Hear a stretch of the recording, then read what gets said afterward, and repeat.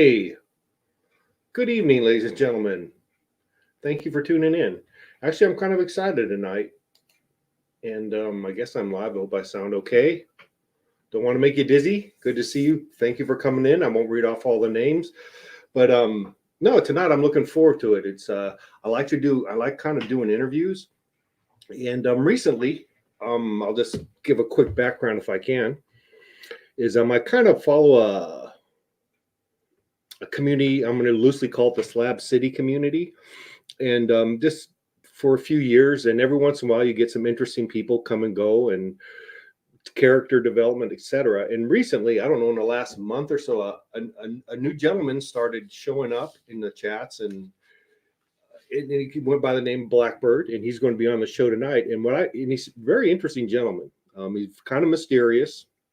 He kind of came on in a different way, just came on, and he puts out some interesting videos that I watched, and they're loosely on the subject. I'm going to call out. I hope it's not a disparaging word, called prepping. So it looks like he is he's preparing for what could happen in the future, and I don't think that's a crazy idea. I think looking around the world and just look at history, that things can go, I'm going to use the word sideways, at many different levels and many different ways. And I don't think I think it's probably a good idea to think about that in advance. It's kind of like, in our, I think about that lately. Like if it was 4 years before the Great Depression or 2 years before the Great Depression, our country had, 100 years or so ago, what could you have done to prepare for it to make it a little bit easier on you? And I think about that a lot. In fact, it's a fascinating topic to me. And tonight I'm going to get someone's going to come up and join us. We'll see how it goes. And I'd like to get his ideas, but he's obviously from his videos, you'll see he's at advanced state. He's been doing this a while. So he's a bit mysterious. I'm going to try to stay away from personal stuff. It's going to be hard. So Blackbird, forgive me if I go into the personal area, just because you're an interesting fella. But without further ado, I'm just going to bring you up on the street. Give me a peace sign if you're ready to come up here, sir. Good deal. All right, I'm done talking. Let's. Hi. How's it going? Welcome, sir. Thank you for giving us some of your time. I appreciate it. No problem. So, how should I address you? Blackbird, is that going to work for you? Sure, that'll work. Okay. Well, good. Thank you again. Thank you for coming on. Can you hear me? Are the bugs loud? Can you hear the bugs? I can't hear the bugs. Okay. No, you look good. You're starting to grow a little bit of beard. Is that a new accessory? Yeah, I'm trying to blend in. Oh, okay. Yeah. I'm real interested in your videos and talking about prepping, but I'll try to do this a little bit. And if you're in the people coming in the green room, no one's coming up. This is not a drama stream. We're not going to talk about old history and cuss and yell and scream. And I'm just going to keep Blackbird and I up on the screen until we get a little bit of a conversation. And at that point, if someone else has any questions, but it's kind of a way to introduce you to some of these people. I know you've been, but I guess the first thing I'd ask is how did you find this community? Like most others, you go through YouTube and you watch one video, and then it propagates. You start watching Slab City. This is a couple of years ago. Okay. Maybe 19 or 20, and just start watching that. Of course, the more videos you watch, it links to others and so on. And then I quit watching for a while, and then wound up coming back and went from there. Started watching Kaz. He was my first person I actually watched and had interaction with. And then from that to Slab City News. He was very gracious, very welcoming, and appreciate that. And it just grew from there. I mean, no, it's interesting, and I'm definitely glad you came into there. I turned up my mic a little bit. I hope that helps, or I'll just have to scream a little bit. So, I'm not. Is that prepper a disparaging term? I don't worry so much about terminology. It's the message and the idea. You can call it whatever you like. I'm indifferent. Okay, so would you consider yourself being, getting ready for events in the future, unknown events? You're never going to be ready for anything. Not really. You're doing things to improve your odds or improve chances to have a better outcome, but you're really never going to know what's going to happen. I mean, do we know we're going to have a pandemic? And all other kinds of things that happen. But just like anything else, you follow whatever news, if you even listen to the news or just social media chatter, you look at what's the top things being talked about, so you start getting in a rhythm of what the population is thinking. Or they're being fed stories in order to watch, and it catches on. It works both ways. And then you plot it. You're not going to see the future. Future's here, but you're plotting the trajectory, which it gives you an idea where it's going. It's not, in my opinion, it's not really a question of, are we going to have problems in the future? I mean, to me, that's not debatable. We can debate on the when. That could be debated for a while, but we're starting to see things change now. And as like anything else, it's going to start picking up in pace. Don't mean to ramble on. Go ahead. No, that's good. I think there's I'm hearing a lot of feedback or something. There's two prongs to this story. One is like the how, like, well, how do you, what's a good way to prep? What are some things to think about? Another one is to me is also interesting, is what you kind of talked about is society's kind of a thin veneer, and there's a lot, we in my generation's grown up in a very special bubble where we haven't, it's been, as far as humanity goes, I really believe I've grown up in a special bubble. I haven't had to go to war. I haven't never been hungry. I've been, very easy life.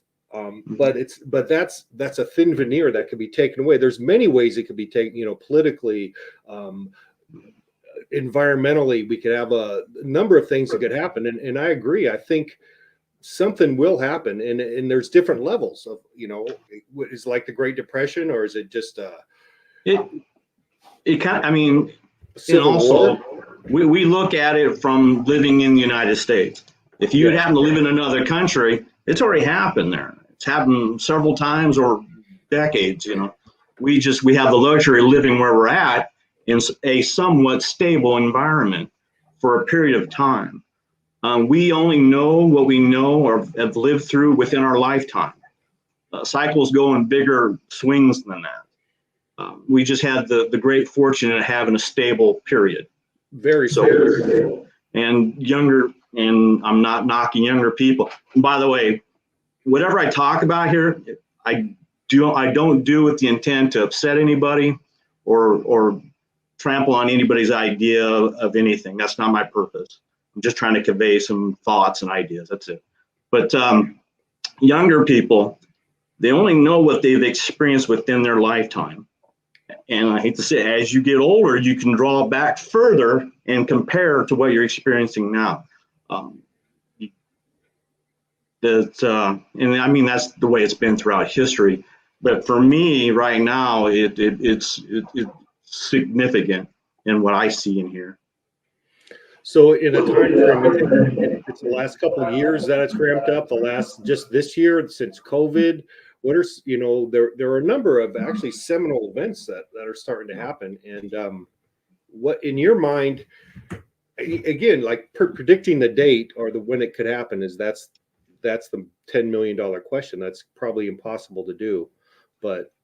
Well, you can be general, and when you think it's nothing, you're not going to have a event and then we're going into medieval. It's not going to happen that way. You're going to have it's going to be a slow decline. My opinion, they're trying to orchestrate, it's a controlled crash, slowly down, bounce off the bottom for a generation or two, and then maybe we'll ramp up again. But if you, and most people, and I hate to say it this way, but the general population really doesn't pay attention to what's happening. And world events, economics, hold on a second.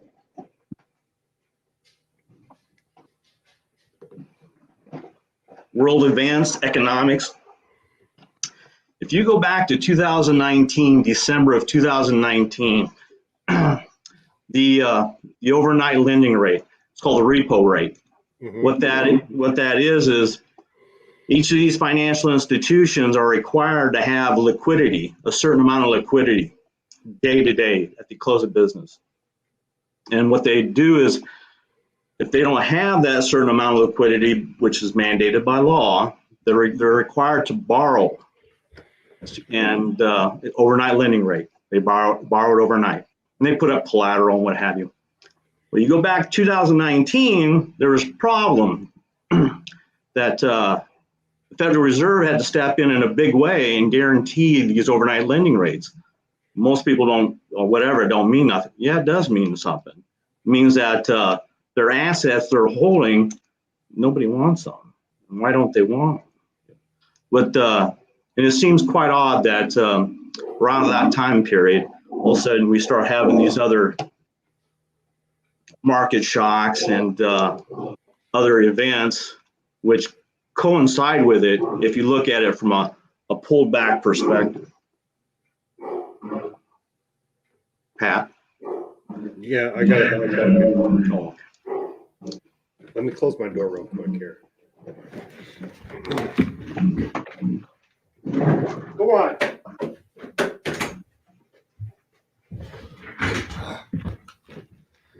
Animals. No, actually, I don't think I've ever heard that of the overnight Repo, lending. they call it repo rate. It's an Okay. overnight lending rate. That's what I'm here for, to learn some stuff. So cool. I'm not a financial analyst or anything like that, so Okay. make sure I'm clear about that. So 2019, there was a repo rate and no. Okay, let's finish that thought. There's things been going on before, but that was significant. That's a blip that actually went up, and it was significant. It happened. In 2019. Correct. December Okay. of 2019. So, Okay. and then as we go into the pandemic or what have you, they're printing. Last year, currency-wise, they printed 40%, more currency, an unbelievable amount. And these things, you don't feel the effect of it right away. It's delayed, it's lagged. But we are going to feel the effect. We're feeling the effect now. I mean, they've changed the, as far as how they chart unemployment, how they chart rising cost, inflation. They've recalculated that under different parameters to make it look better. And for the last year and a half, we've had on average 350,000 a week new unemployment, people applying for new unemployment.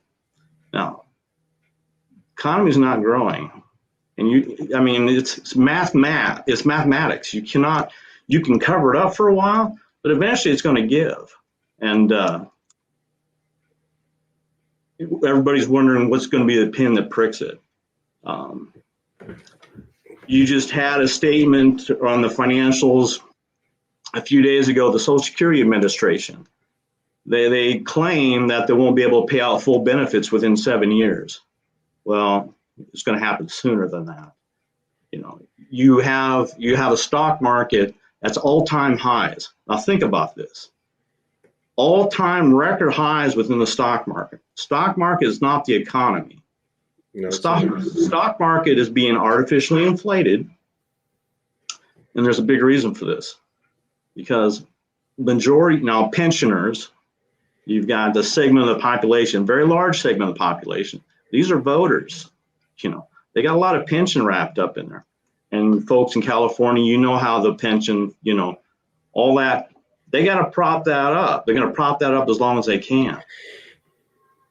But everybody's eventually, just like in, I mean, most of our viewers, I think, are old enough. In '08, what actually started in 2006, you know, the signs are there if you wish to look for them. If you wish to ignore them, you can ignore anything you want. But they always really tell you what's going to happen. It's whether or not you want to look at it and acknowledge it for what it is, not what you hope it is. But yeah, it's getting shaky. It's getting dicey now. But go ahead, Pat. No, I've seen that.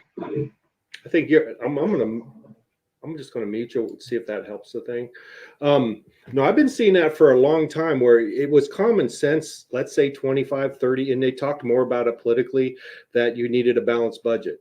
You know, like in a household, if you spend more than you're bringing in, eventually it catches up to you. And you just can't simply do, you know, at some point you're either going to lose it all, or you need to start tightening things up and spend less than what you're bringing in, or at least maintain that. And politicians used to talk about that a little bit.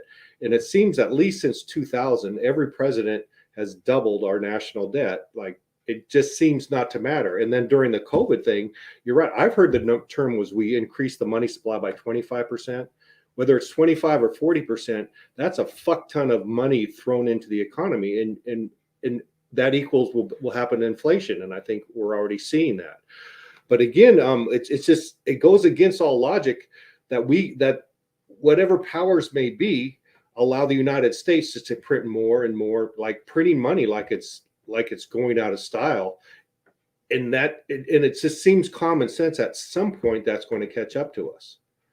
But when you talk about that stuff, which goes down to some fundamental things, is like the whole idea of currency or money. You know, that's actually a fascinating topic that you can talk about. But in my mind, money at any level is faith. It's based on faith. It has to be. And there's we could talk about the petrodollar, which propped up America's money, I think, for a long time. One of the seminal events recently is, I think, Russia and Afghanistan or something are going to start, or somebody's, because you have to use the dollar to buy petroleum in the world market, if I'm not mistaken. And if that changes, that takes away from the value of the dollar, because it legitimately has, you talk about gold, but actually what's more important than gold is energy. And I'd love to talk about that with you, because that's what we use is energy. We can't use gold. I don't give a fuck. This whole idea about gold, it's bling. That's what gold is. It's just bling. We use energy, So no, I agree. It's just it's real interesting times, and and that's why I don't think it's real crazy to think something bad could happen. And yeah, what is the pinprick? What is it? Is it, it seems to me we have a combination of things that are kind of coming out at us. Could we handle a big storm or a big earthquake, or who knows right now? I don't know, but I agree with you. But it's the whole money thing. Isn't that kind of just magic, smoke and mirrors? Well, I'm going to go back here a little bit. Okay. Good. In World War II, as it kicked off, now I'm talking in general terms. I'm not going to be the professor you never wanted to have, but in general terms, World War II kicked off. We stood on the sidelines in the beginning, as Britain and other countries went at it, depleted their means and what have you, and then we stepped into it midway, mopped it up. We did the Lend-Lease program. We did all the rebuilding throughout Europe. And the thing of it is, at that time, Britain was bankrupt. All the other countries wiped out, what have you. We came out of that, and the people that navigated that put us on a footing which we became the world superpower. We had the bulk of the gold from all that. So we go into it, and what happens is, just like anybody else, from a management standpoint, you get the wrong kind of people in there, and then they start heading down to a path unsustainable. What I mean by unsustainable is we still you could exchange currency for gold. Countries could exchange currency and get gold. Well, France, we started going into Vietnam in the very beginning, or Korea, excuse me. and we're starting to print. We became the world's currency at that point. We get full faith and backing of the United States government. So we started printing to pay for all these endeavors that we got into. We got into the space program. You know, these things are expensive projects. Well, what happens is France started noticing that we were spending way more than what we were claiming to have. You know, so what did they want? They wanted to start getting their gold back. And eventually we let them do that. We let the countries, then all of a sudden, you know, whoa, this is going sideways here. So what Nixon did, Nixon closed the gold window. You could no longer exchange currency for gold. And it's mushroomed from there. So you go into the 70s, economic wise, we had to protect Saudi Arabia. We cut the deal. That way countries have to buy our currency in order to purchase things. That kept us propped up. And we did a lot of things in South America for resources and what have you, and all over the world actually. And I'm pro-American. I'm not, so don't anybody get me wrong here, but we're an empire. I mean, there's no other way to put it. We've 100%. Yeah, I mean, some people take offense, but if you really look at it from a far back perspective, we are an empire. We're in decline.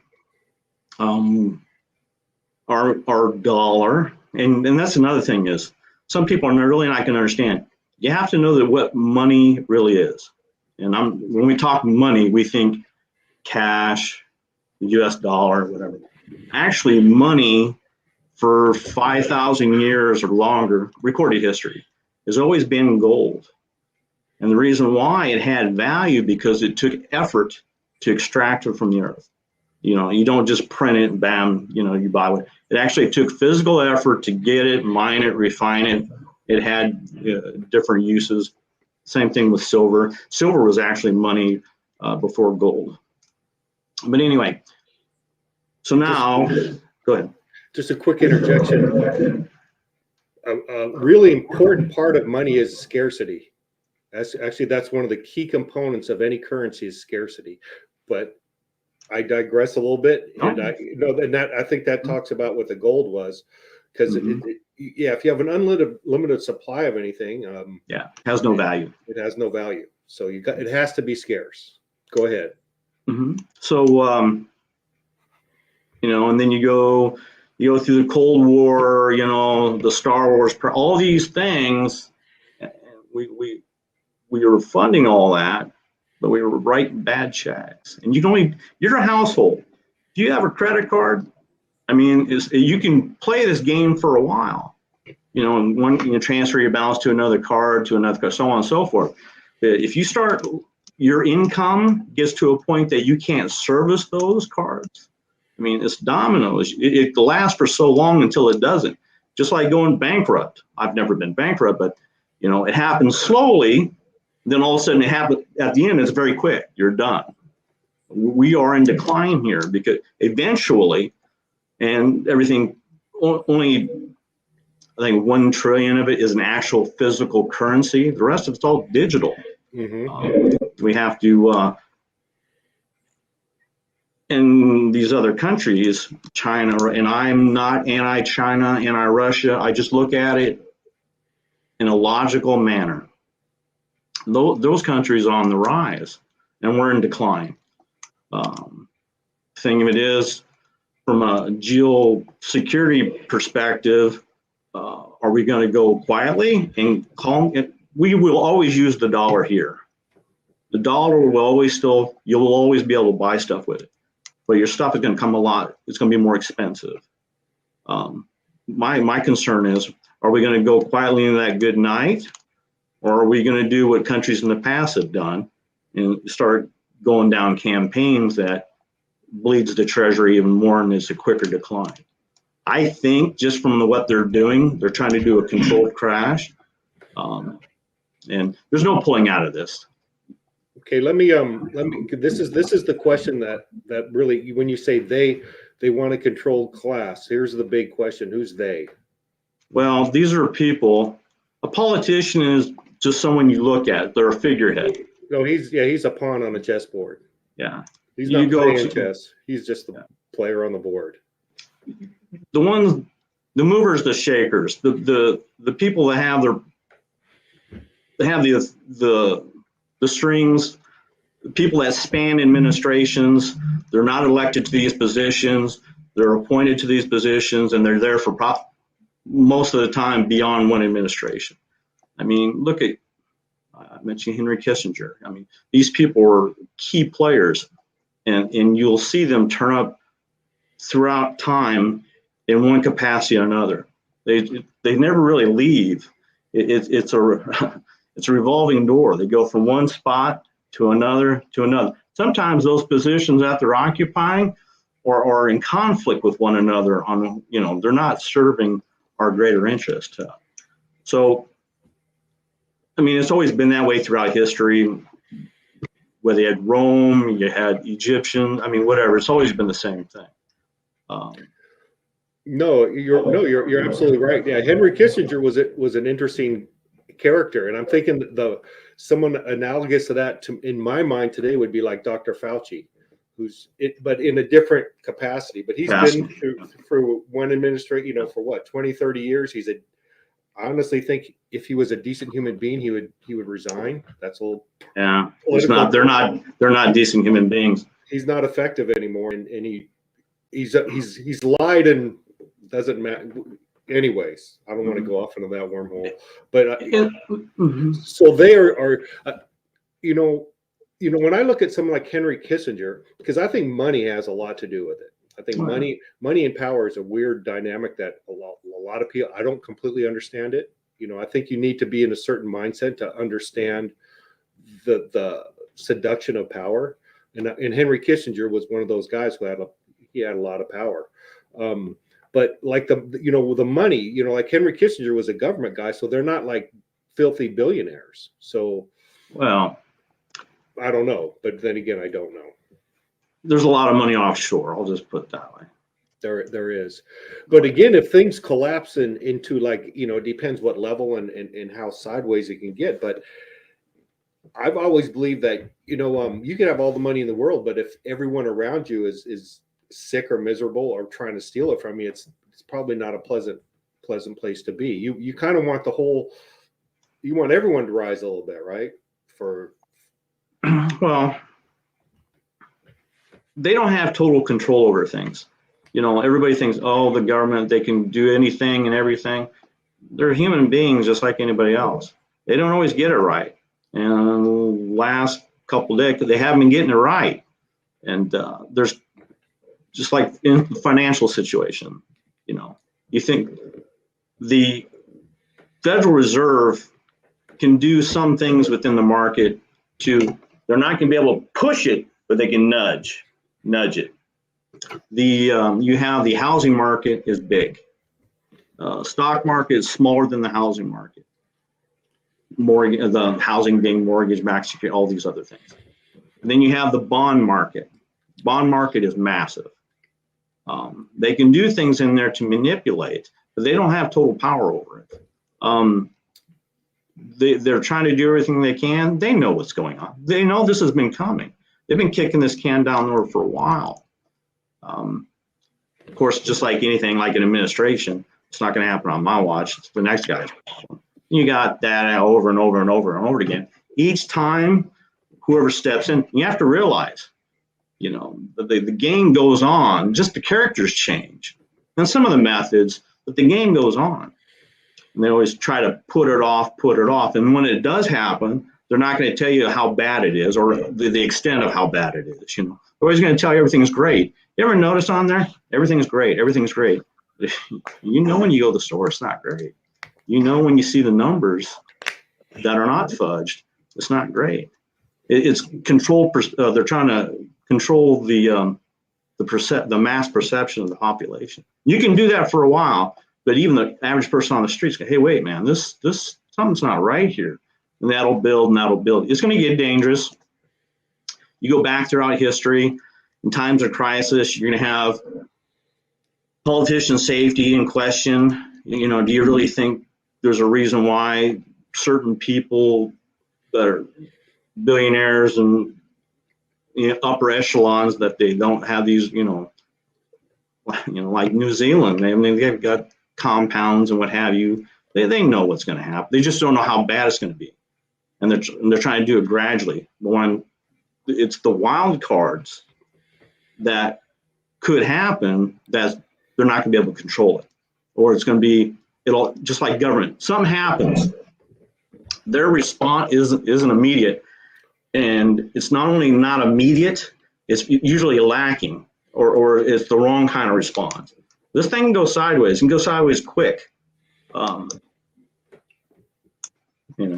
No, I think that is a weakness in our government compared to, say, like China, where it's a top down. One of their strengths is they can plan 20 years ahead.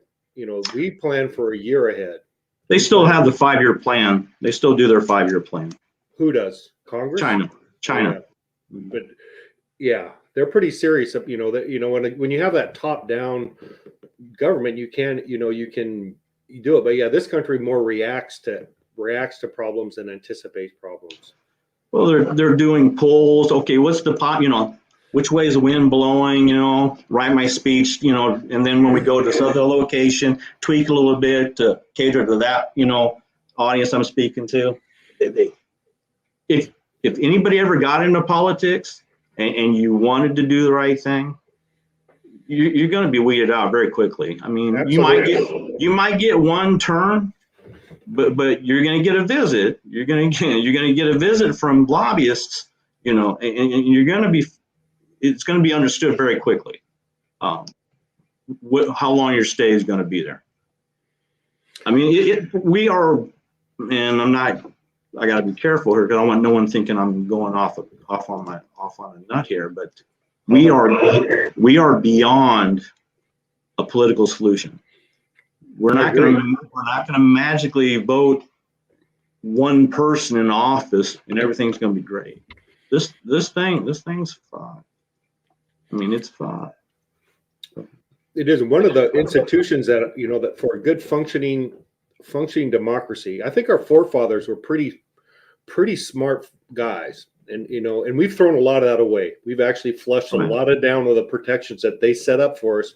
We have flushed them away. But one of the main institutions is the press, and now that the press is corporatized and monetized for profit, these 24-hour news, they have sorely let down our country as far as we're a very dumbed down country, and we're not told how many. I think we should know which countries we bombed yesterday. We don't know. There's so many things they will not tell us.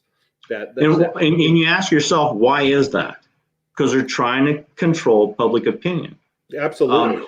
There's no such thing as journalism anymore.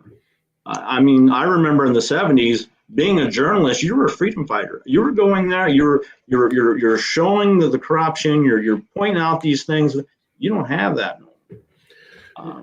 No, in the 70s, in the 60s, 70s, when I watched the news, it came on at 5 o'clock at night. There were 3 channels. It was done at 5:30, and then it came on again at 11 o'clock at night for half an hour. That was the news of the day. It wasn't a profit thing for the stations. It was a public service, and it was, was it perfect? Absolutely not. But at least it had some integrity. Now it's like a casino. How do we get everyone, what words do we say so they'll tune in?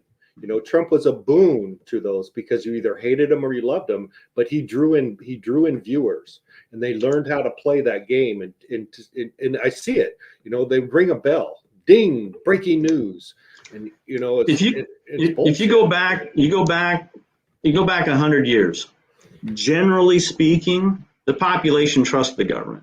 Generally speaking, even when I was young, yes. Pretty much. All your institutions and stuff, the population generally trusted them. And as you start moving forward, World War I, World War II, loose lip sink ships, national security, all this other things, still people believed in it. Then when you start noticing, when did that start changing? I'm thinking around Vietnam. Correct. And if you go back, and it's accelerating. It's accelerating. If you go back 15 years from now, I've seen a massive acceleration. That it's almost like you know, what are we racing to? We're racing to the bottom. And you always ask yourself, well, how long can this go on? Well, you'll never be able to pinpoint it. I'm not good at picking dates. I can see trends, you know, and what have you. But you're never going to guess the exact date when it's going to. Each person's, the reality of the situation is going to come differently. Some people, the reality situation is going to get real until it's like right here and you can't ignore it anymore. By then, the panic, the individual panic is going to dominate you, and it's going to cloud your thought process on decisions that you're going to need to make at that time. And when things that we take for granted become scarce, civilization, that veneer I was talking about before, is very thin and very fragile. And I thought recently when there was a cruise ship, I think it was maybe 10 years ago, that the engines went out, so it was just stranded out in the ocean. And within 3 days, it was like Lord of the Flies. You know, they had developed teams, and fighting happened, and resources were being taken from each other. And this was on a cruise ship. Mm-hmm. And that happens really fast. And yeah, if you're not prepared for it, you know, it's not going to be pretty at all. It's a fact. It happened in Katrina. Initially, people will bond together. Initially, but that wears off quickly. When things become scarce. Correct. If the event or the situation goes for a period of time, yes, it will go tribal. You will draw lines, and you will, you know, weigh out who has value and who does not have value.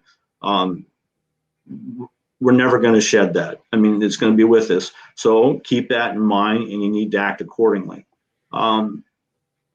Another thing that would happen during the Great Depression, majority of the people didn't live in the cities. You still have farms and what have you. And people had their own gardens and stuff. They produced a lot of what they consumed. And also you had what we don't have now, family unity, family bonding, working together. You actually knew who your neighbor was. Last 15 years, I don't even know who my neighbors are, let alone want to talk to them because for whatever reason, same thing back and forth, whatever. We don't have that advantage now. So when things go bad, who are you going to count on? You know what I mean? It's troublesome. It's something to worry about. That's why I always talk about strengthening your relationship with your family and friends if you can. Make an effort. You know, it's a two-way street. But yeah, you need to think about it because it's going to happen. Whatever, what you choose to do to increase your odds, it's up to you. I mean, no one's coming to help you. I mean, you're going to be on your own for a while.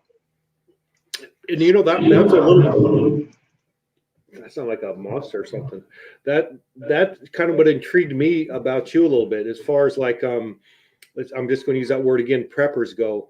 Usually people are a lot more secretive about that. You know, they don't want to share that information. And you don't, you know, you came into this community. I don't know if you're blood related to anybody, but you're very open about sharing what you do, which is unusual. You see what I wish you to see. There's always more to the story. Oh, sure. Yeah. And I do these things because 90% of the people, I get more than that, 95% of the people that may be watching and listening to this, they're going to discount it, not even take any credence to it. But there's going to be a few in there that's going to say, hey, wow, you know, it's kind of maybe I should do this or whatever. And that's all. I mean, that's being realistic. I've done things, and a lot of this goes in. You have to do a lot of thought into it. Where you live, your geography, right? Your family structure, social structure, relationships. All these things factor into it. Of course, your economic situation determines. You know, these are all things that have to be looked at, evaluated, and make adjustments where necessary. You're, like I said in the beginning, you're never going to be ready. You know, you're going to be more ready than the other person. There's danger in that too. If you have friends that go out and don't get me wrong, there's nothing wrong with having a $800,000 house. There's nothing wrong with that. There's nothing wrong having a couple Mercedes, whatever. Okay, that's fine. Nothing wrong with that. But the guy, your neighbor or whatever, that's driving the Honda, you know, and squirreling stuff away and doing all these things, yeah, you're cordial, you know, you have go back and forth for barbecues, kids went to school, you got blah, blah, blah, blah. But when things go bad and stuff, that person that's been driving the 10-year-old car and doing all these things, is his obligation to support or help, you know, that other person just from because they've been cordial with one another? You need to think about these things, because now it makes no difference. It's not really that big. But these small nuances, these small things will come into play. I'm sorry to say. No, when I look at the very fundamentals of life, you know, you got to look at, I look at it real basic. You need oxygen, water, food, and shelter. Right. Keep it simple. Keep it simple. Those are like, you know, if I was going to make a list, you know, I want to plan for ahead. Those would be the top on my list. Where will I live? Where will I get food and water? And, you know, those kind of geography and everything. And I wouldn't want to be in LA. I wouldn't want to be in New York City. I would want to be where, you know, you possibly could grow your own food, a piece of land that has air, you know, that you can, part of my business is growing food. And those are the kinds of things I would look at, you know, and then after that, you start looking at things like, well, you know, what kind of currency or what will I need and what'll be tradable. And I'm big on it. I could talk with energy about all kinds of things. Some of the things, you know, I saw, you know, a lot. I love what you do, you know, with the solar panels, and you know, that's kind of the, you know, the more of the luxury end, because electricity is a luxury. It's not, you know, a necessity like food and water is. But those are great things, and I would tend to think, you know, just let me throw this out. To me, things that would be important if you could, and it's probably not easy, would be fuel, like diesel or gasoline. What would be more valuable than fuel and ammunition? Those two things would be things that I would think would be important to stock up on. What's your take on that? And again, no one's going to know the severity of it. That's right. I personally, I think we'll dip down, but I don't think they'll let it go too far, because they have control. Will they have control of how far it can go? Well, that's true. I mean, you're going to have misbehaving. I mean, it's going to happen, you know, on different levels, depending on your cities, population densities, all these other things. You're going to have all that kind of stuff, and I don't want to frighten anybody. I don't want to scare anybody or create anxiety or anything. That's not what I want to do. If you could have 3 months or stuff's kicked back, not only you're going to feel better, you're going to be a lot more calmer and relaxed about it. You don't want something to happen and you're scrambling to respond to it, whether that be food or transportation or security issues. You know, you don't want to have to scramble to meet that need. Now, of course, yes, I do, you know, prepping, whatever, but it doesn't engulf my life. I planned out what I was going to do. Not the whole plan didn't work. I got one area in which I have to make adjustment, but I sleep like a baby. I'm not concerned with, you know, if I lose lights. I mean, when I was a kid, I remember back, yeah, you lose your power once in a while, but that was due to a storm or whatever, you know. Now it seems like it happens all the time, you know. And then we have little stuff that's starting to go. Trash collectors, for instance, you know, things you wouldn't even think about or care about. But where I live now, there's a situation, and yeah, it's a thankless job, you know, and whatever, but it's a necessary job. You ever been someplace where there's no trash collection? You're opening up all kinds of issues there, you know, as far as public health and so on and so forth. But you start looking for little things that are not being taken care of. You'll see clues. I mean, if you know what, just like anything, if you know, if you ever inspected any place or you went in there generally they'll talk to you, as you're going through the thing, hoping to distract you from looking, you know what I mean? But if you know what you're looking for, you'll either see it or you won't see it. But you have to be aware of it. And I'm not saying get fanatical about it, but just have some extra stuff, Don't go hoard, because another thing is too, you're going to start seeing villainization. They're going to start villainizing people that have more than what they deem to be sufficient in that house. They're hoarders, they're doing something wrong. They're hurting the bulk population. All these kind of mindsets. If you look out throughout our history, our country's history and stuff, you can see little things that the government has subliminally put in public addresses and what have you, trying to guide a certain mindset. Go ahead. Man, you brought up a couple of great points that I'm gonna go back on. One is, like we do lose power more, and when I lose power, it sucks. It's like my whole world, I can't do this. I can't. My whole little world is so artificial, and that's and when you talked about the depression back, if we had a similar event to the depression at that level, which wasn't completely devastating. It was a rough patch for our country for sure. But if the same thing happened today, we don't have as many people who are self-sufficient. In fact, we have tons less. We're much more artificial based upon, as far as like, if the internet goes down, planes can't fly. They don't fly planes when the internet is down. We're so artificial now that electricity has kind of made us very weak. In a way, it's very nice to have electricity, but we've lost a lot of those skills that we used to have. Well, here's another example. I mean, mostly, and there's exceptions, people that grew up on farms and conditions, just disregard what I'm going to say. Most everybody here is growing up with indoor toilets. Yes. Okay. 100%. Yeah. Imagine you don't have your indoor toilet.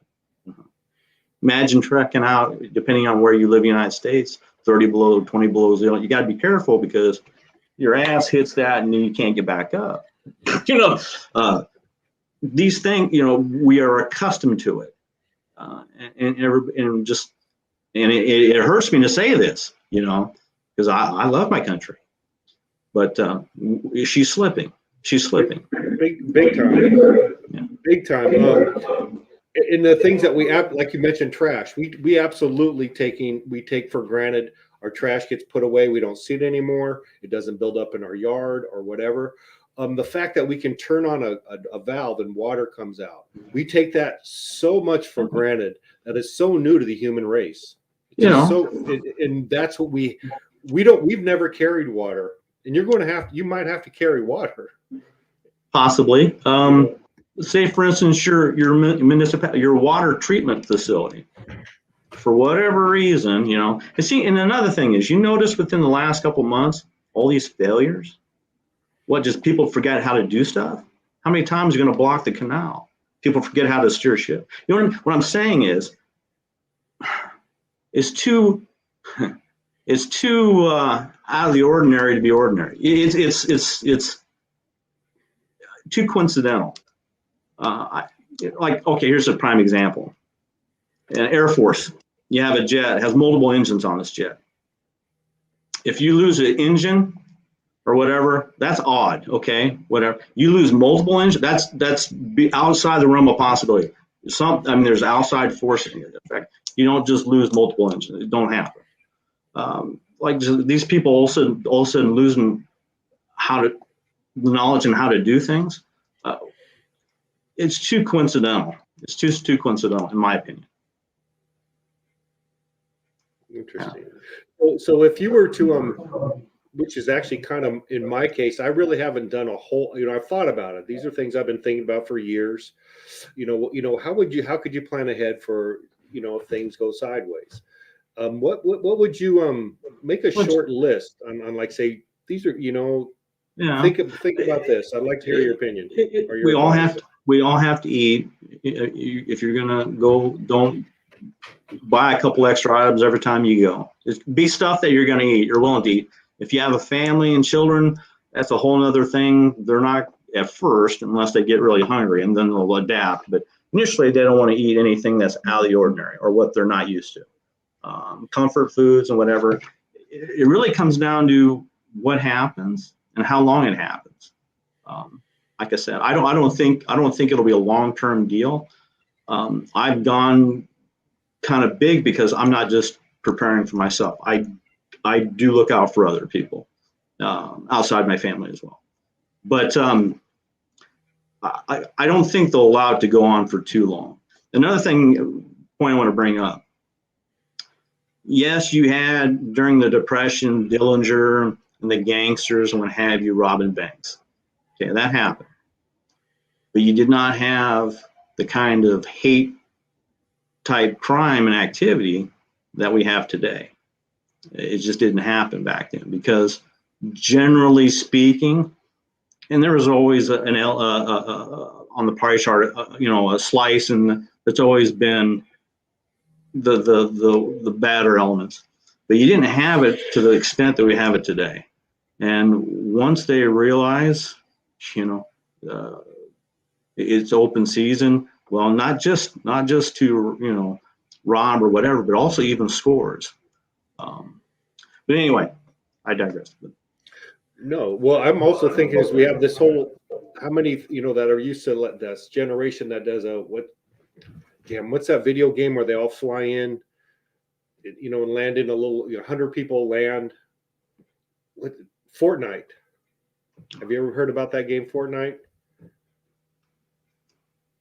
Anyways, no, I don't play. It's one of these things where this is like you come in with nothing and then you loot and rob and kill each other until you're done. So there's that's in it. I don't know, a sidetrack, but that's kind of a mentality people have these days. And the security option, and again, there has to be tailor made to your situation. If you live in a really dense population that there's not an abundance of things, you might want to consider at what point do we go to grandma's house, or at what point do we say, I'm pulling out, we can't sustain this, we got to go. If you're going to stay at home, you might have to look for longer term items to hold it out. But it really comes down, like I said, how long, what happens, how it happens, and the duration of it. There's a lot, like I said, there's a lot of what ifs. I can't see the future. I just see things that are happening and the acceleration of what's happening. And that's another thing that's got me alarmed, because this has been coming for a while. This isn't an 18-month thing. This has been in the works for a while. I agree. I'm concerned with the pace and the information release, the news stories. You'll go from, as an example, you'll have a news story come out, and it's written a certain way. Say, just as an example, CNN, and then you flip over to MSNBC, and they're saying that same news story almost verbatim. I know. Using the same word. These are scripts being released to these organizations to broadcast what they want you to know, and it's been that way for a while. But I've seen it for a while. But it's on a new level now. These are all. Life's going to go on. It's not going to be Mad Max or anything. I don't believe that. I don't believe it. I don't think it'll let it go that far. I really don't. I think in certain areas, like I've been in LA when they had a power shutdown where you couldn't get gas, or it could get bad down there. Really, a big area, metropolitan area like LA I would not want to be there. I would not want to be in that area when But no, this is the interesting conversation, sir. Why I'm saying is, don't get me wrong. You're going to have your fires here and there, but when they decide, okay, we're going to button this up, I think you're going to see certain elements of the population that are misbehaving. They're going to be dealt with very sharply and very quickly. and there's not going to be, I mean, it's going to be dealt very quickly. And the message will be put out there. You fall back in line, or you're not going to be a ongoing concern. So like a martial law kind of situation? You said it, I didn't. I did say that. So back, I don't know what, in the 2000s, there used to be a lot of talk about FEMA fences, and the barbed wires pointed in the wrong direction, and they're there to keep us in these camps. Do you have any insight on any of that stuff? No, I don't. No. Yeah, I don't either. If anyone are interested, go back the last couple administrations. Really look through what executive orders that they've put through. I mean, you'll start seeing, whoa, you look at something and you see a piece here and a piece down here and one off here that means nothing. You start bringing them together and stuff. It ain't by coincidence. I mean, they go ahead. Can I tell you a couple? Well, it's really bad feedback, so I'm not do it. I'm sorry, I'm gonna mute you while I'm talking about this. I saw a couple really big ones, and maybe I'm wrong, maybe I'm not. The first one was probably after 9/11. They went hard after, like, there's no such thing as a right to privacy. Then that kind of, we kind of slowly let that. Well, I don't have anything to hide, so it doesn't matter. Before, the government couldn't look in your envelopes in the mail, but now they can look in your phones, and that's okay. To me, that was a pretty big deal. We kind of let that go, and we say, okay, we're not a terrorist, so I'm not worried about it. The government's not going to look at my stuff. Well, actually, they look at everybody's stuff. And another one was, and this is little known, it's very little known, but it happened during Obama's administration. And I'm not going to blame Obama, because every fucking congressman signed it. I think it was the defense bill of 2011 or 2012. And in that, it was very little on the news, which really sucked but in there's a thing that says if you are declared a terrorist, you can be held indefinitely, even if you're an American citizen. So what that means is your right to habeas corpus, or right to a trial by peers, has been taken away. And that's one of the, they talk about the Second Amendment. The Second Amendment is meaningless if they can take your right to a free trial. And they have. And that's, and it wasn't just Obama said he wouldn't sign it. He signed it. Fucking 95% of the politicians signed the bill, went through as a defense bill. But now the government can take away our right to a trial, which is probably our most fundamental right that we have. And we let that happen, didn't really get talked about. And those are two pretty big things that we've lost in the last 20 years, in my opinion. And I've said enough. I ramble on a lot. Yeah, you're right. Now, some people will say, well, if that time happens, I'm going to, because I know this is recorded, I gotta be careful. They're gonna defend themselves and whatever. Okay, or what? I understand that, but timing is everything. You don't want to involve yourself into something too early. You know what I mean? You need to do it at the proper time. If you're gonna, whatever you do in life, you get into something too early, you weren't effective, and you're no longer a factor in the big picture. I understand that kind of talk. People are gonna the second and all that, but you worry about, they're listening to everything. They've been, the Patriot Act opened all that. You think they built that data center in Utah for no reason? They're collecting everything. They collect everything. Correct. If you are somebody, do it. Like I said, I have no intention to anger anybody here. That's not my intention. These are just my thoughts. That's what you're here for. Right. Now, you have the right to do whatever you want. I'm not going to say either way. You do whatever you want. As long as you don't interfere with me in my life in a negative way, you can do whatever you care for.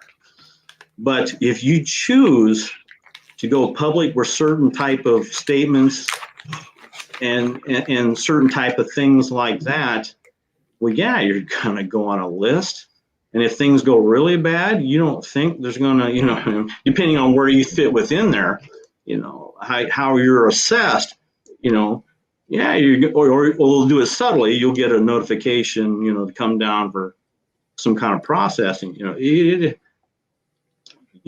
have to be, don't be loud and outrageous, and you thinking that's going to change what's going to happen. It's all that type of response to anything. It's theater. It's theater. It's used if you think you can bluff the other side in getting your way in something. You're dealing with something that's not. They're not going to. You're wasted. You're not going to be taken seriously, and you're going to be. You'll get rounded up. But that's my opinion. So, in recent times, is there any events that you saw that said, "Hey, this is really getting serious"? Like you mentioned the one about the overnight loan. I think I forgot already what you called it. But overnight lending rate. It's called the repo rate. Repo. So is that one of the events that is just another in the column of things not a good sign? Would be that? What are a couple more, and what would you look for in the future, or like you would say, oh shit, that's a right. Well, like the pandemic we have now, I'm not taking either side on that. I have my own opinion. That's just it. It's my opinion. I'm not pushing my opinion on anybody. But the timing of it, okay, for instance, if something goes wrong in what you term martial law, well, what they want to do, they want to keep the population buttoned down while they get a handle on things, right? That's the whole reason for martial law. Yes. Okay. So what happens is and we're the world currency. There is notable problems going on behind the scenes. Like I said, the 2019, you started seeing signs that it's been artificially pumped for a while, but you're starting to actually see cracks developing. And what happens is, well, maybe this is a hypothetical or hypothesis. Well, wow, we don't know how long we can keep this going. You have the plunge protection team. It's an organization that goes in there and they will buy certain securities or whatever. If they drop too much, executive order, they're real. It gets to the point that these shock waves are getting to the point we can't control them. You talked about money, gold or silver market. When Nixon took us off the gold market, they created a whole paper derivative market. You're trading gold and silver, but not the physical items. You're trading paper. So you have a paper market that's 20 times bigger than the actual physical market. All these things, the shock waves, and they get to the point they can't control it. And they might say, well, hey, look, during the brief, and of course, one president ain't gonna make a difference. But anyway, we don't know how long we can keep this together. It's a day-to-day struggle on how we're gonna control this and navigate it. Then you have all these other wild factors going on. Other countries doing their deals, bypass this and all that. Get to the point. Look, we need to start slowing this thing down. We need to start slowing it down. So what could we do in order to slow the economy? All these other things. Like I said, this is just a what if scenario. We create all these things in order to slow the economy and all these other things as we're slowly bringing this baby down to a more manageable level. That's one possibility. So you brought up the Nixon and the gold. So do you think that was a pretty seminal event? And would your opinion be that a gold standard would be better? And then I have a question about that. Well, part is okay. Interesting. Okay. Our economy is so big now, it would take a tremendous amount of gold. I see a percentage backed by gold thing coming out. China, undeclared, China has an estimated 20,000 tons of gold. what's more likely going to happen at some point in the future, they will back their currency with gold. And when that happens, it's going to send shockwaves. The United States, claims we have 8,000 tons. Whether we have that or not, who knows? There's a lot of gold lending going on. You're hearing now that the Fed or the U.S. Treasury is talking about a Fed coin. What they want to do, they want to get you away from cash completely and just have digital. Where everybody thinks, well, that's great. I want to touch dirty money or coinage or whatever. I have to deal with that. No, that's not good. Because if you ever heard of what a negative rate would be, if say you have $1,000 in your account, well, you need to spend more to be a good consumer. If you don't spend so much per month, you may be taxed 1%. Okay. Or you're an individual. This individual's been buying too many candy bars. Okay, your ability to buy those candy bars, you can't do it no more. Or gasoline or whatever, Or how often do somebody have their credit cards or whatever by mistake froze up and you have to call them and find out what's going on, or some kind of, they decide, well, we're just going to shut your stuff down. You can't buy anything. It's coming, folks. It's coming. This isn't just me talking. Do your own research. FedCoin. When they start talking about something, it means it's already in the works. They're working on it. It ain't it's coming.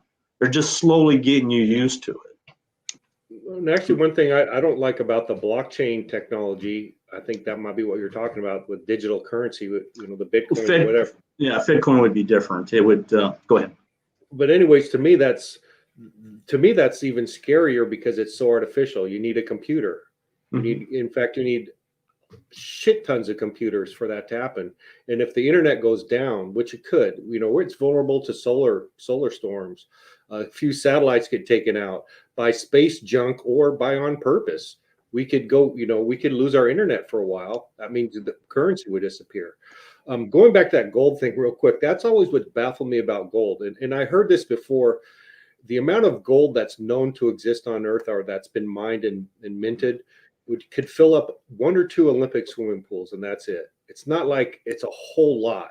It's it's heavy, but it's not like pyramids of gold out there. It's a limited number, which why it's valuable. But to me, that would seem to me you would either hold back the economy, because how could the economy grow when you have a fixed amount of gold, so to speak? Right. And right.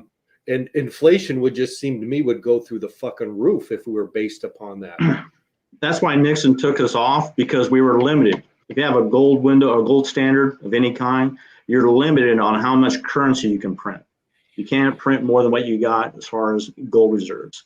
That's why he came off of it, and that's why you went through the 70s, 80s, and in the country, the GDP and everything expanded. Well, we hit the point that we overexpanded. We overreached, and it's not sustainable. You go throughout whatever. If you occupy a certain area and all of a sudden your supplies get cut off, you can't hold it. You got to pull back. You got to decide what you're going to let go. You got to shrink back. It's cause and effect. And you also mentioned this might play into it a little bit, because I do believe this is true. You mentioned France wanting gold. Well, also I believe that's. And actually, in the 70s, when we had that OPEC thing and all that crisis, and we, the petroleum dollar and all that was getting bannered about, I believe Saudi Arabia wanted to sell their oil in gold, and we gave them gold for their oil for a long time, and because that's what they wanted. They love gold over there for some reason, but that might have something to do with it too. That because we shipped tons of gold to Saudi Arabia to trade it for oil. No, Gaddafi wanted to do the same thing, and look what happened. Yeah, to go off the petrodollar. Gaddafi wanted gold for his. Oh, he did. Yeah, and no, we're going to bring democracy to you. I mean, that's didn't work out so well for Gaddafi. No, and it was done as an example too. But these things are real. You have to understand. And I'm not condoning. Okay, hear me. I'm not condoning what they're doing. I'm not condoning it. They're dropping the ball big time. And also the people up, they're not the best and brightest now. You know, this isn't the greatest generation type mindset that think of other people, you know. We got some people navigating the ship that really should not be there. I mean, thick with narcissism. It's bad. Politicians are horrible. It's a bad deal. But just like anything, do it in moderation. If you, I don't, each person's individual circumstance. I mean, silver, it's never really considered a precious metal. It's more of an industrial type metal. You look at every commodity compared to their highs they've ever hit. You know, most of the commodities broke through. They're past their previous highs. Gold right now is a little bit below its all-time high, but it's gonna shoot up here soon. Before the end of the year, it's going to start going back up. You got silver. Now, everybody think, oh, silver or whatever. Silver is being intentionally suppressed. Silver has certain characteristics to it that cannot be duplicated. And the silver all-time high was at 1980 at $50. I think today silver's at 24. You know, of all these other commodities are way past their, you know, are past their all-time highs. That's the greatest, in my opinion. Like I said, I'm not a financial consultant, investor, or whatever. My opinion, that's percentage-wise, bang for a buck, or not only that, but preservation or purchasing power, whatever currency you have. And it's silver starts, like anything. Once it starts to go, it's like a spring that's been compacted, and all of a sudden starts to go. It's going to shoot up. And don't get in a situation like a lot of these, you know, people do with Robin Hood, trying to chase a stock that's already going up. You know, that's stupid. You want to buy stuff when nobody else wants it. Now, I'm not talking Beanie Babies or anything like that. Don't get me wrong. But you want commodities and things that are undervalued. Now, this isn't a get rich overnight thing. It's not. This is a long-term deal. You want to buy them when nobody else wants them, sit on them, and then enjoy the gain later on. The whole thing about the cryptocurrency, that was like a fluke. Okay, I don't really think they understood what it created. A lot of money for a lot of people. Well, I shouldn't say money. It created a lot of currency for a lot of people. But I think it's going to be more regulation. You're not going to see the wild gains like you had in the past. You know, you take somebody takes 10,000, throws it in there, and a couple, you know, 5 years later, you got a couple $100 million. That's crazy. That's crazy. And then you take that and convert it into stuff, whatever. But purchasing power in the future will be a big problem. You go in history, dollar loses purchasing power because it gets pushed out of deals throughout the world. It will take more dollars to buy whatever stuff you need for your day-to-day use. Well, can I tell you I missed the Bitcoin story? I'll get it in real quick. I used to go buy stuff from the Silk Road back in like 2011, and I used to buy 200 or 300 Bitcoins at a time for less than $2 a piece. Yeah. I know, but I didn't know. Well, that's just it. And the average, if you stumble on the average person, and I'm not talking down. Please don't take it that way. But the average person really, to invest in do research on all this stuff and follow it, and it takes a lot of time. It will take up a lot of your time. Oh yeah, and it's all still at some level a gamble. You know, it's just it could be more an informed gamble. Like there's good guys who know about horses who do a lot of studying, so they can, you know, blackjack players can read the decks, so you can change those a little bit, but it's still a gamble. You talked about, you know, the future is going to be China. They will be the predominant power on the globe. at some point. I mean, we will, once you get so far behind, you can't, the gap becomes bigger and bigger. And the Silk Road, the initiative that they're putting in, all that infrastructure, all that power, somebody mentioned power generation, not just you, but others. It's going to take a lot of extra copper to do all that. It's going to take a lot of your silver, all these other types of things. So you think about that, look at what government's actually going to do, and you can invest that way. Like I said, this isn't investment advice, so don't preface that again. No, I want to give you a data point for China, because I saw this in the early 90s. And it raised alarms to me. And I think, you alluded to a little bit earlier, America got soft. We got soft as a country, as people, we got soft.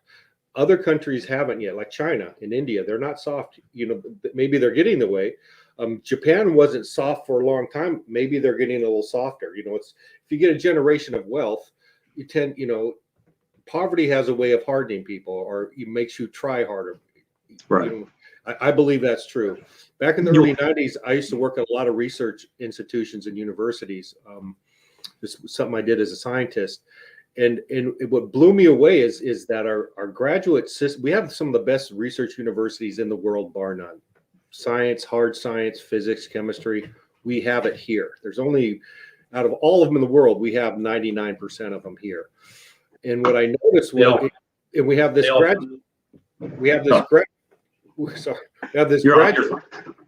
graduate system where they use graduate students, PhDs, to do a lot of the research. Well, it's very hard work for almost no pay. It's like $24,000 a year. But what I noticed was that most of the research docs, they call them, postdocs, that were doing in the laboratories were from India and China. And as a matter of fact, I was in one laboratory where it was Chinese students who spoke in Chinese, and they had a government watcher there, a communist person watching them, so they wouldn't. I don't know what the deal was. I was in the room with them, but at that point in time, I said, "Where are all the Americans? Why aren't we learning this technology?" And we're just basically giving it away. Some of the best research there is, and we handed it over to China, and it had to do with a lot that we were trying to do it on the cheap, where they came over and were glad to work. A graduate student works 20-hour days. It's a hard, thankless job, and you're getting $20,000 a year, $24,000 a year. Americans wouldn't do it, but we exploited the cheap labor, and I think we're reaping those seeds that we sown. And I don't know if it's going to be good, but China's been kind of stepping up to the plate, as well as India. You'll see India is a pretty technologically powerhouse, but it has to do with us getting softer. It has to do with we want to do science on the cheap, and I just wanted to throw that out there as kind of a data point that says China is something that we should absolutely consider as a future powerhouse. And I rambled again. No, they called it the brain drain. They had all these students come over, they'd get their doctorate or whatever, and then they go back to their mother country, and the investment starts over there. We paid for all that, but absolutely. Yeah, it like I said, we're a feeling. This didn't happen yesterday. I mean, this has been a long time in the making. America was the jolly green giant on the hill, and it took a long time to undermine it and hollow it out. And now we're starting to feel it. We're starting to feel the effect. We're not. I mean, we're still a nuclear power. We still have a huge military. Military will shrink at some. We'll stop our bases, decommission, and turn them back over whatever countries they're in to a certain percentage. It'll happen over. This ain't going to happen over. This is going to happen over years. This thing is going to wind down over a period of years. It happened. I mean, it's just normal progression of things. My opinion, a lot of bad management. What happens is we came out of World War II in a really good position, and we boomed. The children from the ones that come up through the ranks and took over, living off the carcass of what they were handed. didn't add to it, just lived off the carcass. And you have that type of mindset going, bad management. And, that's all I got on that.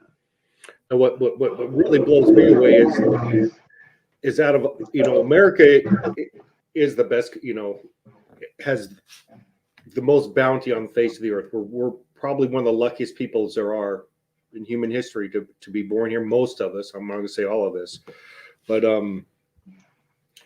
the choices we have for leaders absolutely suck. For the last number of times you go to the ballot box, are you serious? It's these two I get to choose from. Are you fucking serious? Something is working against us there, and that's where I see the they is. Why are the choices so pitifully fucked up? The whole thing at one time, my opinion, Yes, sir. at one time, the election process was America, but all it serves now is to give the general population some kind of veneer that they have a choice or they have input in who's the leadership. You need to go, things will have to get so bad, the outrage from the population so high and so hot that lobbyists will be stripped away because they got free range. You have these politicians that go in office, the lobbyists short order come in, they, especially if you're a freshman coming in, they explain it to you very clearly, how it works. You're on board, you do what you need to do, and not just you, but your staff will have a position after your administration or after you come out of office or out of the rotating deal. It's until the population gets so sick and tired. We're a long ways from that. We're a long ways from that. No, in Like fact, I said, we're going the opposite path as that.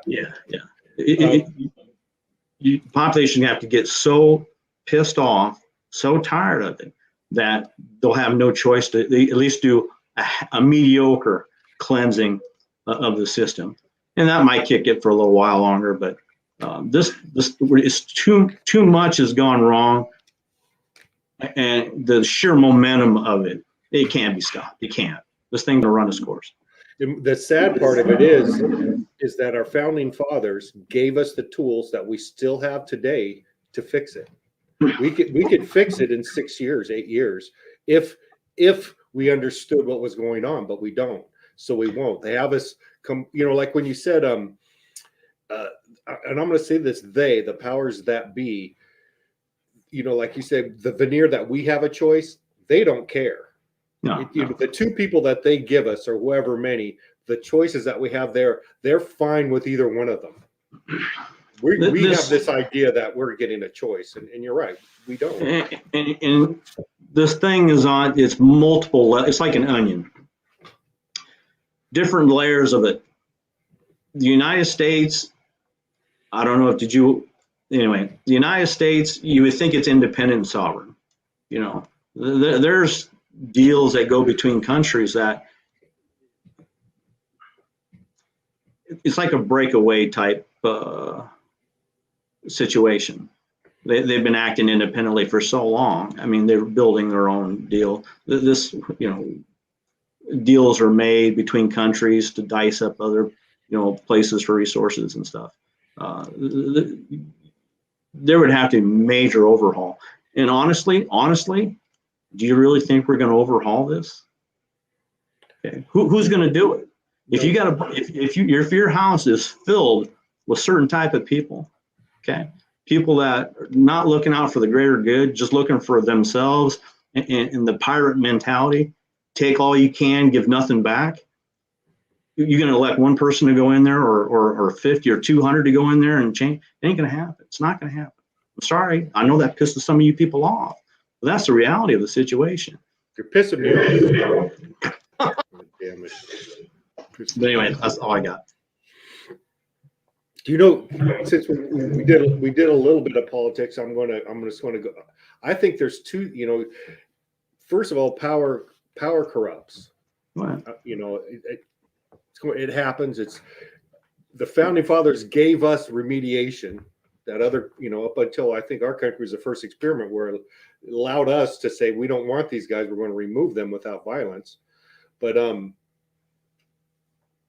two things I think would help our country get better. One would be term limits, because these fucking politicians get in office and then they're beholden to get donations to win the next election.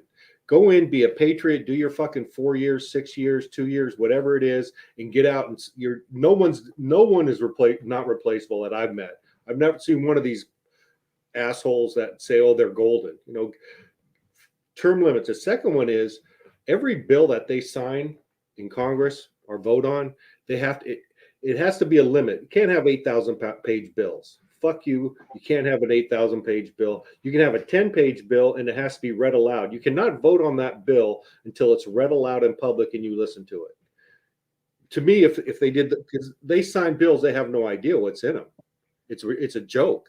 And the lobbyists put in the lobbyists type the fucking language and stick it in the bill. And those two things, I'm cynical, but if they'd figure out other shit to fuck us over, but no, it's so far. That's what I'm saying. It is so far gone. I mean, we're so divided. That's what scares me. We will spend the next 200 years, and that's if we were determined and aggressive. We would spend the next 200 years trying to right this ship. What's the odds of that happen? No one's committed to nothing no more. You can't even get somebody, to do a job the right way, because, my opinion, but the likelihood of this ship being brought back up, it's not going to happen. It's not going to. I like to believe that, but I'm also a realist. I know it's not going to happen. No, it's hard to look at a scenario that things get a lot better and get fixed, but it's real easy to see a fuck ton of scenarios where it could get a lot worse. It's hard. And if you just look at history, what is, they don't repeat itself, it rhymes. This is what countries do. Mm-hmm. This is what they do throughout history. As we get more and more modern, things happen faster and faster, like communication. It used to take months to communicate. Now it takes split seconds to communicate. So things happen faster and faster. So yeah. You talked about energy. Okay, and it won't correct the situation, but it will delay and try to close the gap. I mean, at some point, the United States has always been, leading edge, the cutting edge as far as technology and ideas and things like that. You start seeing, like with oil companies, like I said, I don't care who's in office, but this particular administration and what they've done from that, there's a shift. You can see a shift in it. If that continues on, just like what Philip Morris did, they maneuvered themselves into the food and got away from, percentage of their business. You're going to see the same thing with these oil companies. And you'll start seeing down the road technologies come out, new and whatever. That's going to really be groundbreaking. But I think we got a long way before that. They're going to try to siphon off as much as because these corporations, they can't make that. It's like a huge ship. You don't change direction on a dime. It takes a long time, especially committed. It takes a big time to turn it around or in a different direction. This isn't going to be overnight. This is a long, drawn out deal. Well, even that, it's in a sense, it's destined for failure in the sense that the pressure for growth on say like a corporation, the stock market, there's a pressure for continuous growth. Well, mathematically, you can't have continuous growth. Can't have exponential. And that's what it is exponential. That's impossible. Yeah. So, but that's the pressure is to have that. So the pressure is to have something that's impossible. And I'd like to add one thing to it. Like I said, they always tell you in a roundabout way, why do you think they call it the Great Reset? They are going to restructure your society and your way of life. It's going to happen. It's going to happen. Now you make a choice. Are you going to just oppose it to the point of detrimental to your family and whatever, or you adapt and survive. I mean, it comes back to, I don't know if you watched that link I sent you, but it comes down to you fight what you can win. You know, I got stuff I still want to do. I'm not, you know, there's no leadership. There's no leadership. Who's going to point the way? Not only that, if you do get somebody there, who's going to follow? Nobody, because nobody has confidence. They're just biding time. Now, do you, when you talk about geography, I sound like a ghost or something. Do you look at other places in the world, like as possibilities to bug out to, or if the shit hits the fan, would, like Costa Rica, I've heard people say, or have you thought about, like, is any other places that are viable? Again, it depends what happens, but from an economic situation, I'm not. The Bill Gates, all them, the Soros, and all that. They've got places. You know, New Zealand was a big favorite. Costa Rica was years back. You know, of course, by the time you start hearing that, you know, they going somewhere else that, you know, no one's going to snoop around and look for. They've got stuff on standby if it gets too bad that they get out of here. I'm staying with the United States. You know, I don't have that kind of money to go buy, you know, ranches in other countries, but you could actually get on a motorcycle and drive to South America, you know. But think about it. You're traveling through a bunch of country. You have no connections. You have no network system. Most of the time, you're not going to know anybody there. You know, that's a big deal. That's true. That's true. You think about that stuff. Yeah, in there, but you need to have some kind of a network, some kind of, you know, community or whatever, just to get through hard times, just like in any type of, like raising a child, it takes a village, same type of mentality. Can I backtrack a little bit, because I'm fragmented? Do you mind if I do that? I'm going to do it because you muted yourself. Talking about the stock market, I have a little theory on why the stock market is the way it is. Could be wrong. Maybe recent events might show I'm wrong, but if you look at the stock market in supply and demand, right? There's a supply and demand for things. That's how cost, kind of basic of economics. Well, if you look at the stock market from like 1900 to about I think in the early 80s, it rose it was a tiny little slope graph from 1900 to about 83, 84. And then it goes exponential. It goes exponential as it's going today. Well, you know, economically, the companies didn't become exponentially more productive, right? They didn't become exponentially more profitable. But what happened was, before that, there were these things in America called pensions. People had a pension. You worked for Ford, or you worked your life for a company and you got a pension. And that's the way it was. The stock market was for Mr. Howell on Gilligan's Island. You know, the stock market was for the elite in this country. It wasn't part of, you know, it just wasn't. Normal people didn't buy stocks in the 60s and the 70s. 80s came around, and it was, I think, under Reagan, where they had the 401k program, where it went from pensions to the stock market based retirement IRAs.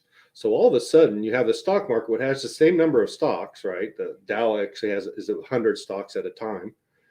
So you have the same number of stocks, but guess what you have now? You have a pipeline of money from the American workers on a monthly basis going where? It's going into the stock market because it has to.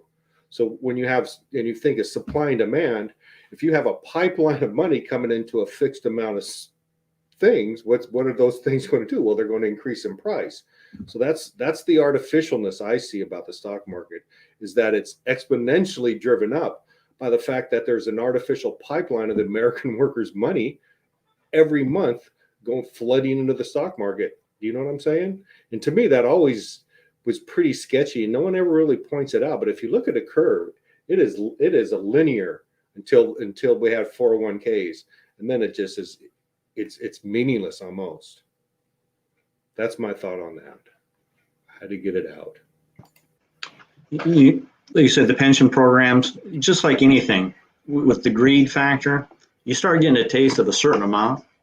Well, a certain amount next time, like with heroin or whatever, I don't know, I've heard. I do. The next amount, you need more. You know what I mean? Because the other isn't doing it anymore. So then you start going into what they call the instruments of derivatives. If you ever go down the rabbit hole of derivatives, No, they're not. it's derivative market, so-called value.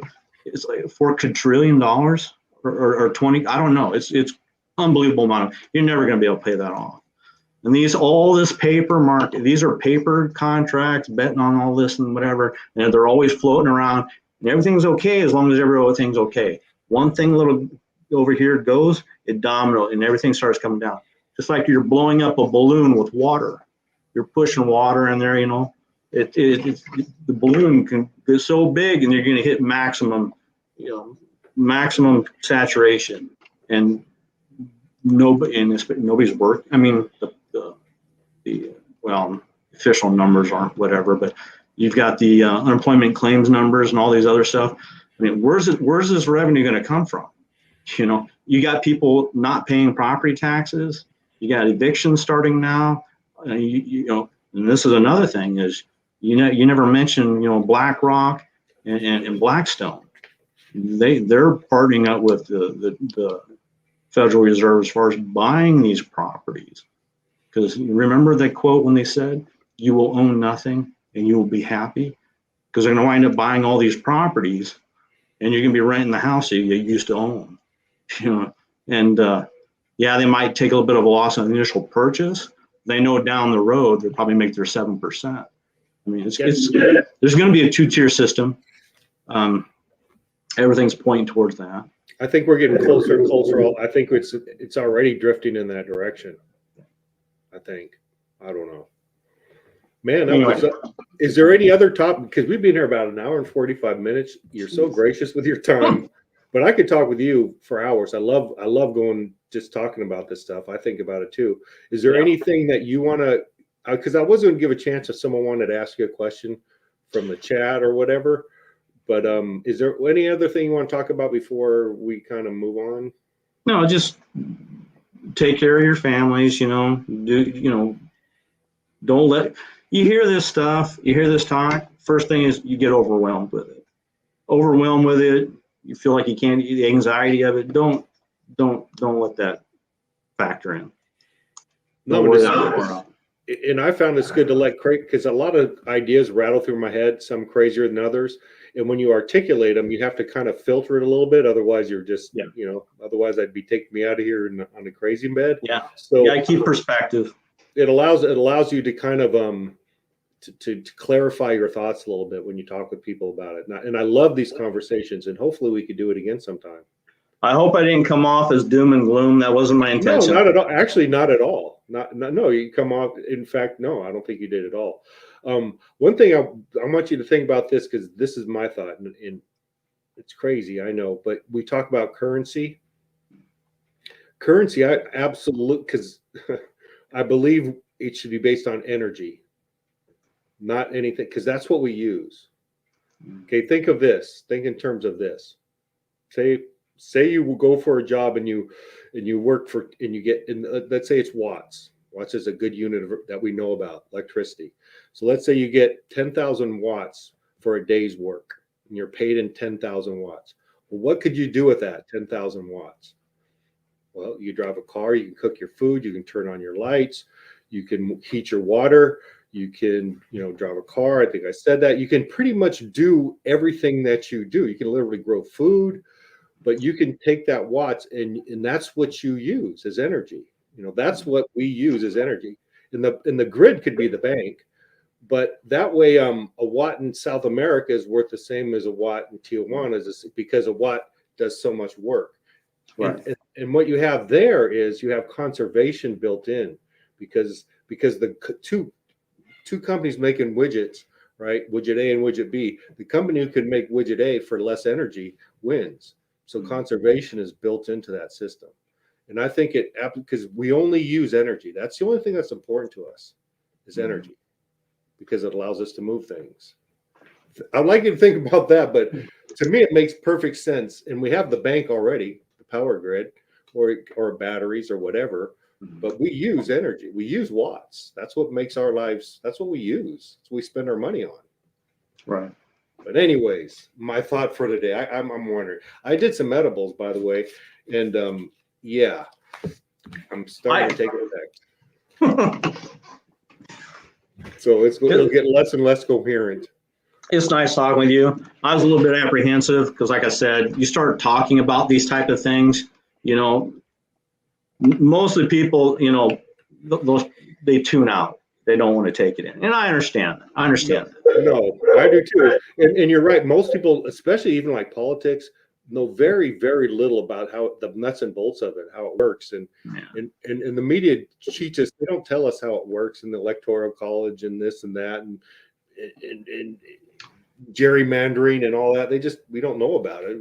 Well, but most people want our society today. If it's like the nail that sticks up gets the hammer. Everybody wants to fit in. Nobody really wants to know the dynamics of the bigger picture. They just want to go through their life, and I get that. It's no big deal.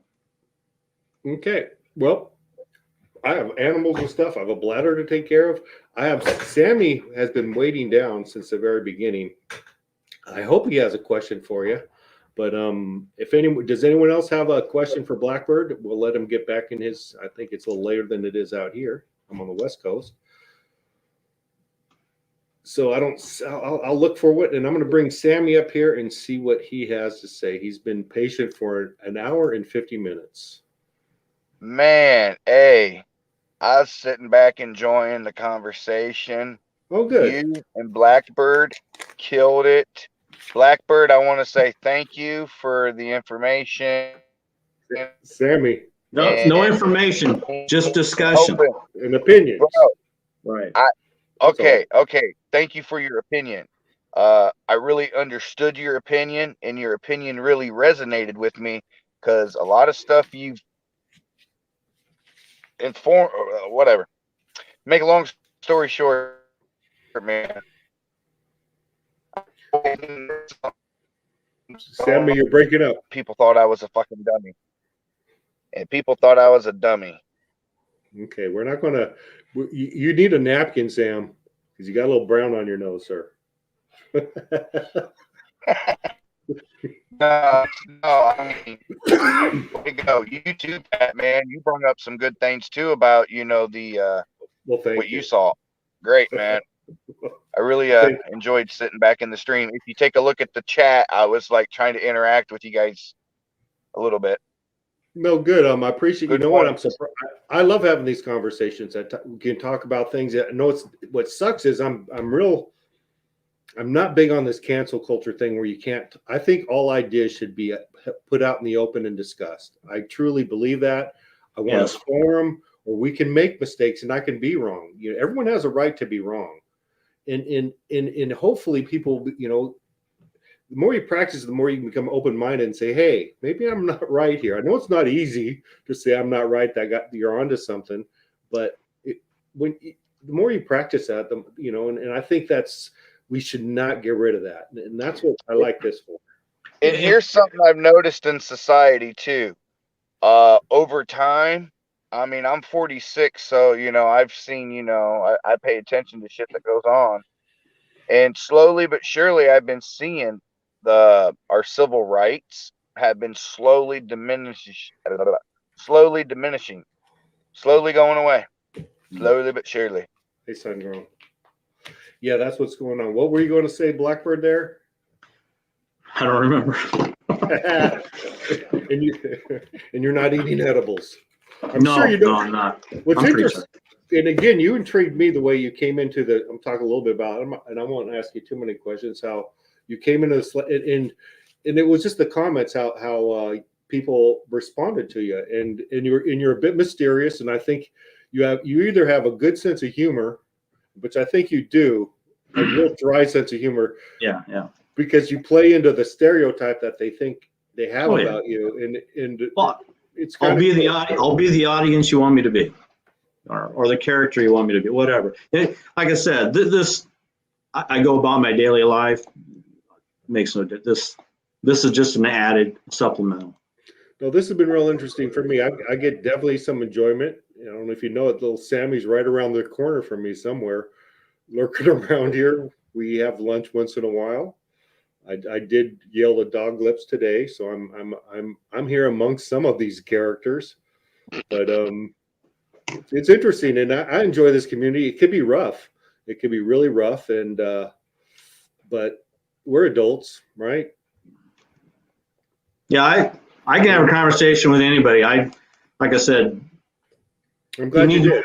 you need to be open-minded about stuff. You know, even though you might not totally agree with 90% of it, you may get 10% out of that. And that's the way I look. The nuggets in the conversation, either thoughts, ideas, whatever that I didn't either think about or consider, and you know, that's always a bonus. And another thing I agree on is human beings, sitting down with another human being, no matter where it is on earth, you probably overlap 90% of what you believe is right.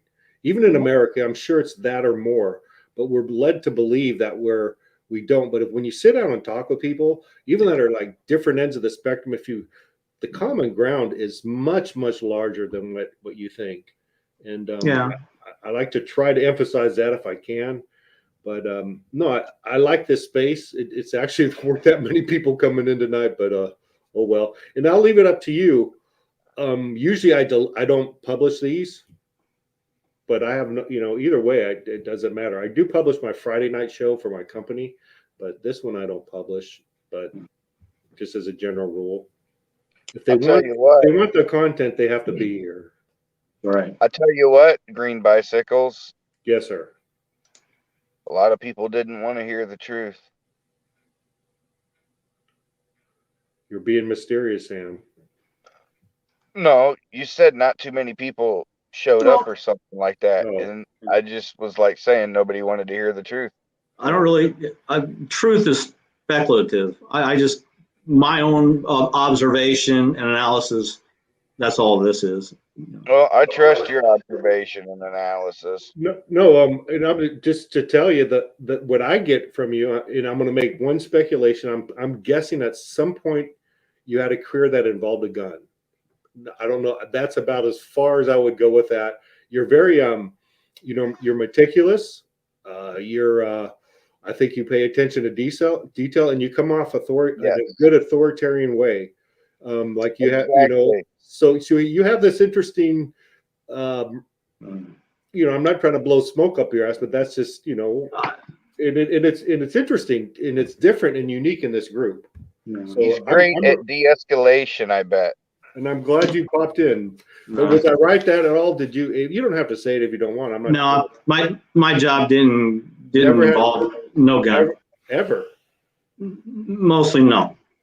Mostly no. Okay. I'm going to call it a partial win on my place, and we'll just stop it right there. But anyways, I like because you do show us a little details in your life. Some of it surprises me a little bit. You got a lot of treasure. You got some interesting treasure. It's protected. It's safe. It's safe. I was a little envious too of one of those little honeys. I wouldn't mind one of those little honeys in a box, but if you can, and that's the whole thing is in my closing statement here. You don't have to buy coins and bars and whatever. You can go still buy plated items, and you might not think, or people will give you shit, or talk down to you for buying these things. The time will come. It won't be tomorrow. If you're looking to make a buck right away, it ain't gonna happen. The time will come that they will be high enough. It will be worth the effort to strip the metal off of those items. So, and you can get them dirt cheap. Good thinking, and I do agree. Actually, I bought some kilo copper just because copper, I think, will be extremely important and in demand. That's about all. I don't, I have about 10 minutes of interesting things that usually I can get out of me. So I went way past my interesting tank. But Thank you. Thank you for having me on. It was a pleasure.